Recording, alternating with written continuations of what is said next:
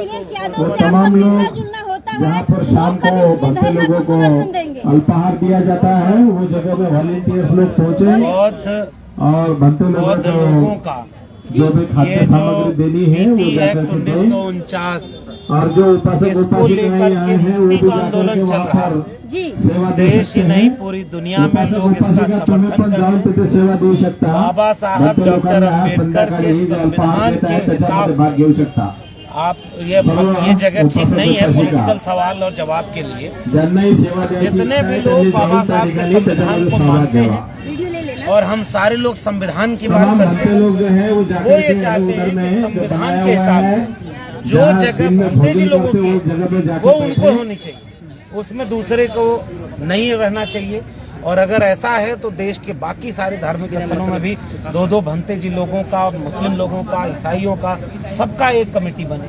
अगर बाकी धर्मों में नहीं है तो बौद्ध धर्म के साथ भी ये जाति ठीक नहीं है। भैया मैं फिर से वही सवाल करूंगी, अभी जल्द ही आपका मिलना हुआ था जिसमें ये वो जगह नहीं है राजनीतिक सवाल करने का। सुनिए मेरी बात, जितना भी लोग इस बात का समर्थन कर रहे हैं, ये आंदोलन किसी एक नेता या एक व्यक्ति का बात नहीं कर रहा। अभी ये पूरे देश में बड़ा आंदोलन खड़ा हो रहा है, सब संविधान के मानने वाले लोग इसके साथ। क्या आपकी चर्चा हुई इस विषय पे उनसे कि ऐसा आंदोलन चल रहा है और इतने दिन हो गए? सब लोग इसका आंदोलन का समर्थन कर रहे हैं, लेकिन ट्वीट नहीं आया, कोई बयान नहीं आया, कैसे मान लें? सब लोग इसका समर्थन कर रहे हैं, आगे भी होगा। वो लोग कहते हैं कि विष्णु के 9वें अवतार है, इस विषय में क्या कहेंगे? चलिए वो तो बाबा साहब ने इसका जवाब बुद्धा एंड हिज धम्मा किताब में बढ़िया दिया है जी। जो तथागत बुद्ध न ईश्वर को मानते हो न आत्मा को मानते हो जी, उनको ही अवतार घोषित करें कि उनका अपमान करना ये ठीक नहीं है। संविधान 1949 को क्या कहेंगे, जबकि कहा जाता है देश संविधान से चलता है? संविधान से चलता है तो संवैधानिक मांग है।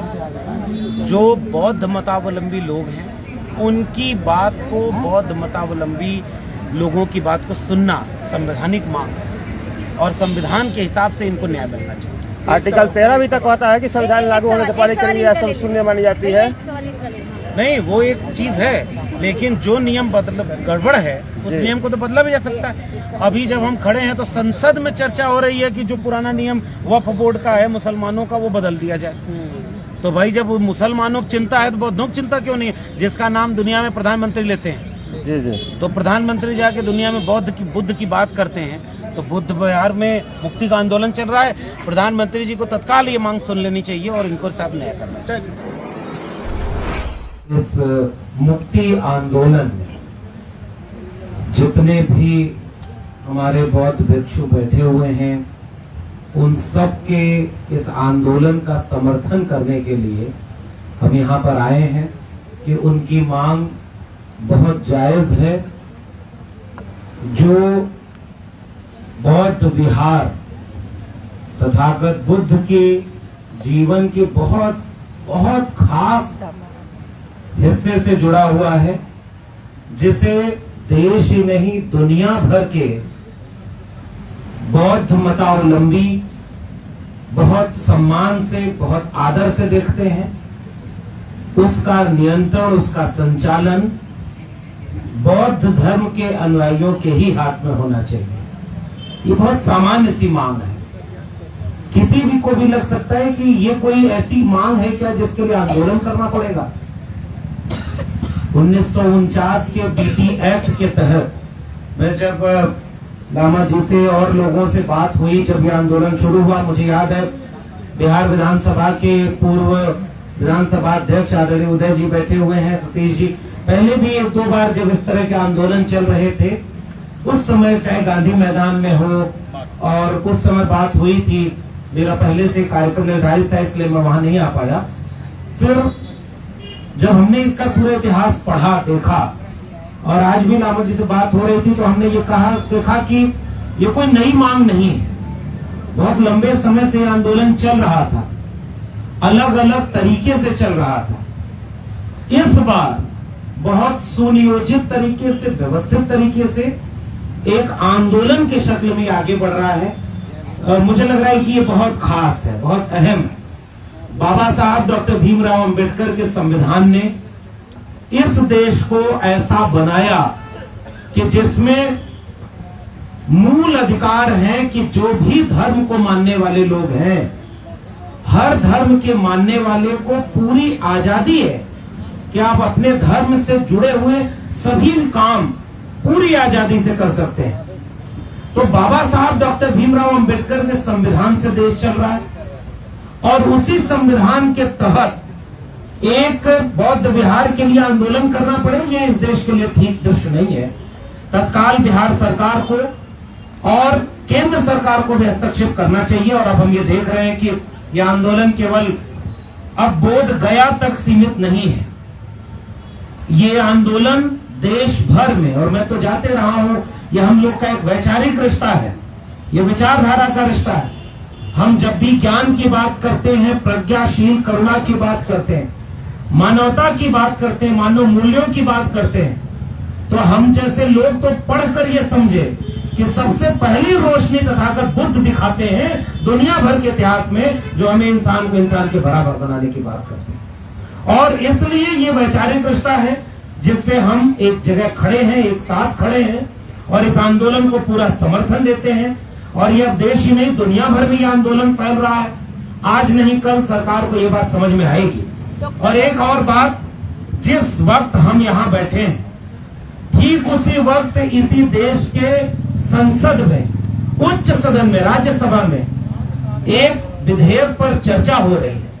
और चर्चा क्या हो रही है कि वहां पर अब वो जो अधिकार है वो उस धर्म के लोगों को ठीक ढंग से नहीं मिल रहा था, हम उन्हें देना चाह रहे हैं। और यहाँ जिस धर्म के लोगों के अधिकार के लिए मांग कर रहे हैं, यहाँ उनको अधिकार देने का कोई भी चीज सामने नहीं दिखाएगा। उनके अपने दूसरे धर्म के मानने वाले लोगों में उस धर्म के अलावा कोई व्यक्ति उस कमेटी में शामिल नहीं।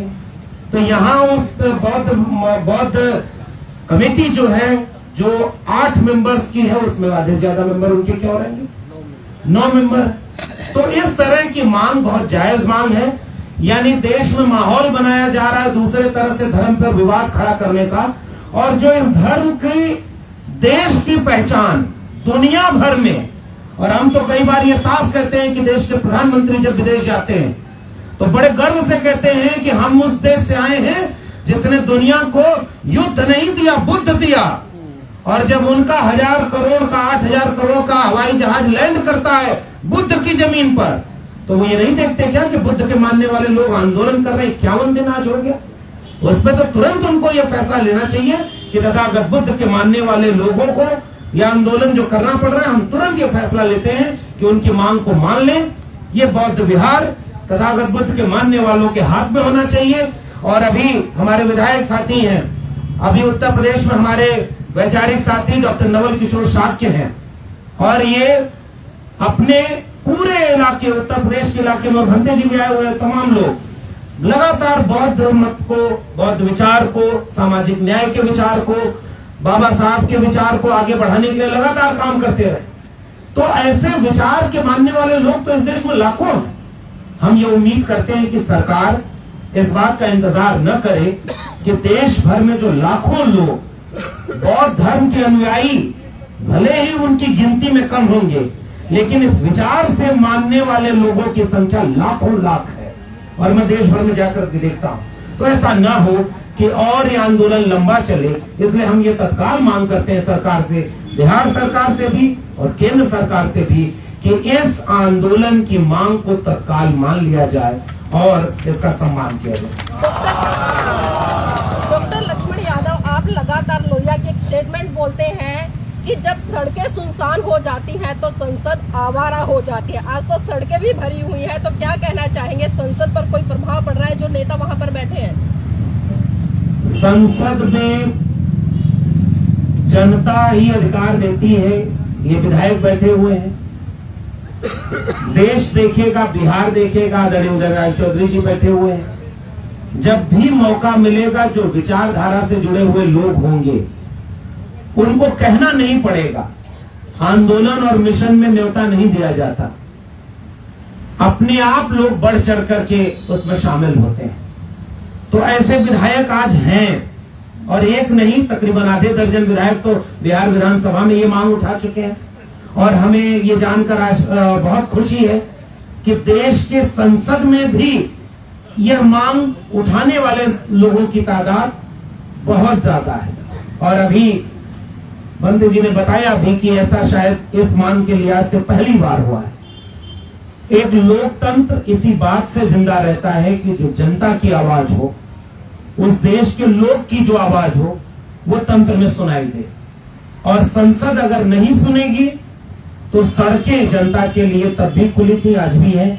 और मुझे लग रहा है कि ये जो सड़क पर बैठे एक FIR या इस तरह के दबाव, हमें लगता है कि जब मांग सही हो, मांग में स्पष्टता हो, तो फिर डरने और पीछे हटने की कोई जरूरत नहीं है। इस आंदोलन को और मजबूती मिले, हम लोग पूरी ताकत से खड़े रहेंगे ताकि संसद से लेकर के सरकार तक ये मांग जाए और एक न एक दिन इसकी जीत हो। हम इसके लिए इस मुहिम को आगे बढ़ाने के लिए सर, दूसरा पक्ष जो है वो डिमांड कर रहा है कि कानून बरकरार रहना चाहिए। कह रहे हैं कि हिंदुओं की और बौद्धों की साझा विरासत है महाबोधि विहार।